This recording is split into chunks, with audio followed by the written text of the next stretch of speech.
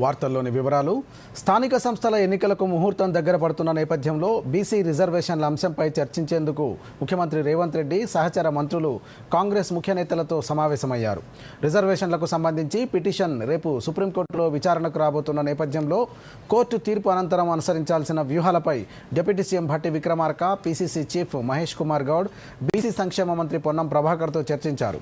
సీఎంతో భేటీ తర్వాత ఏఐసీసీ వ్యవహారాల ఇన్ఛార్జ్ మీనాక్షి నటరాజన్తోనూ భట్టి విక్రమార్క, మహేష్ కుమార్ గౌడ్, పొన్నం ప్రభాకర్, వాకిటి శ్రీహరి భేటీ అయ్యారు.